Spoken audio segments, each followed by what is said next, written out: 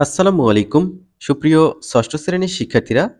এখন তোমাদের সামনে যে প্রশ্নটি উপস্থাপন করা হয়েছে এটি ইতিহাস ও সামাজিক বিজ্ঞানের একটি স্কুলের বার্ষিক পরীক্ষার প্রশ্ন।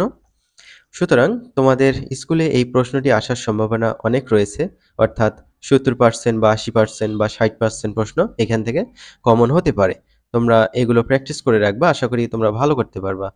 এখানে এমসিকিউ থাকবে 15টি। ঢাকা কোন নদীর তীরে অবস্থিত? বুড়িগঙ্গা।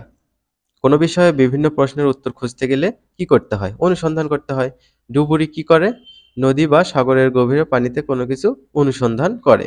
এভাবে তোমাদের জন্য এই প্রশ্নগুলো রেডি করে রাখা আছে। সাথে উত্তরগুলো টিক মার্ক দেয়া আছে। এগুলো আমি টিক মার্ক দেইনি। সুতরাং সতর্কতার সাথে তোমরা এগুলো প্র্যাকটিস করবে। তো এই গেল হচ্ছে 15টি এমসিকিউ।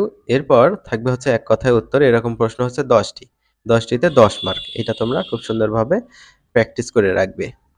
তারপর সংক্ষিপ্ত প্রশ্ন থাকবে 10টি, 10 দুগুণে 20 মার্ক।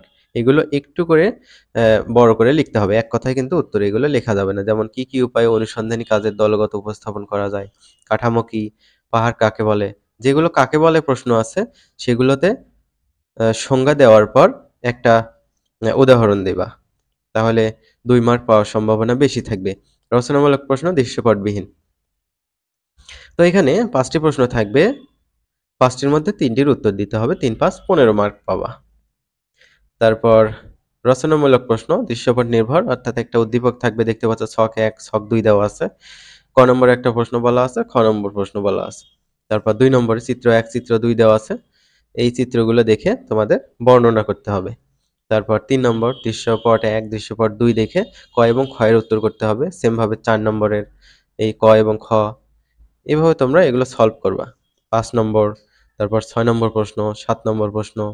তো আশা করি বুঝতে পেরেছো কিভাবে তোমাদের প্রশ্ন হবে।